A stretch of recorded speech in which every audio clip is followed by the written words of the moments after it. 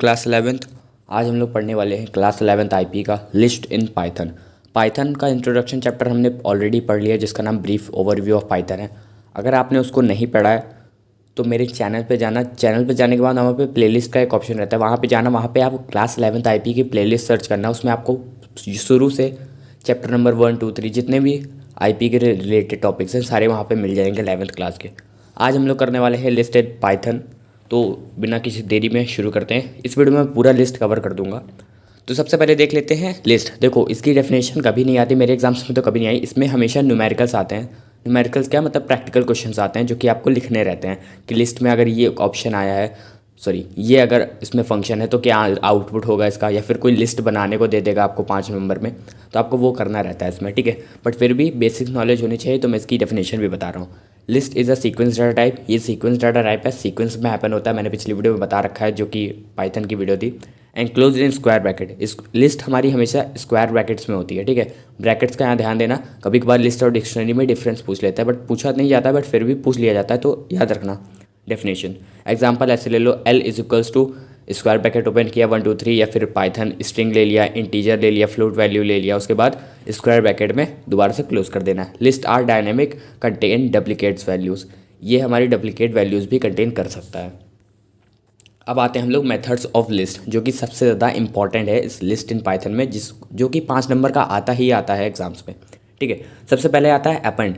Append जो होता है use to add an value in list. हाँ, अभी मैं दोबारा बता रहा हूँ, अगर आपको प्रैक्टिकल करना है तो मेरे पास कोई अच्छी डिवाइस नहीं है जिसमें मैं प्रैक्टिकल करवा सकूँ। आप यूट्यूब पे जाना, प्रैक्टिकल काफ़ी सारे अवेलेबल हैं, बट वहाँ पे थ्योरी बहुत कम ही सिखाई जाती है, इसलिए मैं थ्योरी पे ज़्यादा फोकस कर रहा हूँ। क्योंकि थ्योरी भी अगर आप लोग पढ़ोगे, आप लोग आराम से 80 to 85% स्कोर कर सकते हो। बस आपको प्रैक्टिकल आपको कहीं यूट्यूब चैनल से जाके मिल जाएगा, काफ़ी सारे चैनल से प्रैक्टिकल के लिए मैं थ्योरी पढ़ाऊँगा, ठीक है।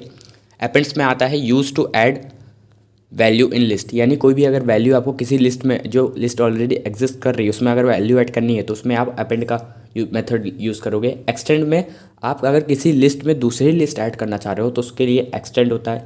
Insert help us to add an element at a specific index, यानी अगर मान लो आपको 2 इंडेक्स वैल्यू पे आपको कोई वैल्यू ऐड करनी है तो उसके लिए आपको इंसर्ट यूज़ करना होता है। Reverse the order of the element. जैसे मान लो पहले हमने लिस्ट में लिखा है 3, 4, 5, तो अगर रिवर्स का आप यूज़ करोगे तो आ जाएगा आंसर 5, 4, 3, ठीक है। अब आते हैं length. Return the length of the list, यानी लिस्ट की कितनी लेंथ है वो हमारी रिटर्न कर देगा। शॉर्ट में आता है arrange all the elements in increasing order. Increasing order में सारे एलिमेंट्स को अरेंज करेगा। काउंट में आता है return the frequency of the element, यानी ये लिस्ट की फ्रीक्वेंसी आपको बता देगा। अब आते हैं हम लोग पॉप पे, सॉरी क्लियर अभी मैंने नहीं बताया।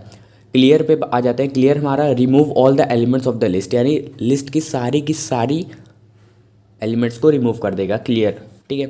अब आते हैं हम लोग पॉप पे। Pop remove particular element from the list. देखो, कोई एक पर्टिकुलर एलिमेंट एक बार में एक ही एलिमेंट डिलीट कर पाता है लिस्ट से, एंड ये उस एलिमेंट को वापस भी ले आ सकता है, ठीक है।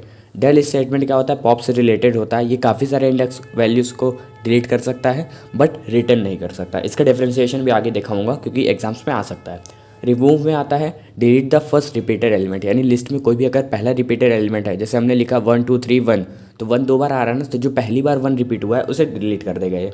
इंडेक्स में return the index value of the specific element. मान लो आपको जानना है कि मान लो मैंने लिखा है आयुष, अक्षय, पांडे, तो मुझे जानना है कि सेकंड वैल्यू पे कौन है, तो अक्षय वो दे देगा, ठीक है। अब आते हैं मैक्स में। Return the largest value of from the list. Max यानी लार्जेस्ट वैल्यू, जैसे मैंने एक लिस्ट बनाई उसमें लिखा 1, 2, 3, तो लार्जेस्ट वैल्यू क्या होगी 3, तो 3 रिटर्न कर देगा वो मुझे 3 आउटपुट दे देगा। मिनिमम में हमें 1 आउटपुट दे देगा बिकॉज वो मिनिमम है। अब आ जाते हैं हम लोग डिफ्रेंशिएशंस पे। डिफ्रेंशिएशन हमारा इस चैप्टर में 2 हैं, जो कि है पॉप एंड डेल स्टेटमेंट।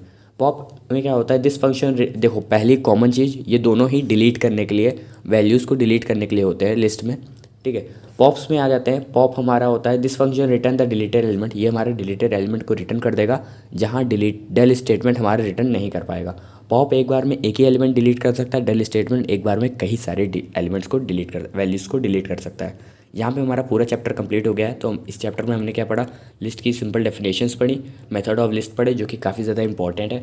उसके बाद हमने पढ़ा पॉप और डेल स्टेटमेंट का डिफरेंशिएशन। ये सारी चीज़ें आप लोग स्क्रीनशॉट लेना हो तो ले लो, ठीक है। वीडियो पॉज कर लेना, ये काफ़ी ज़्यादा इंपॉर्टेंट है, हर बार आता है, ठीक है।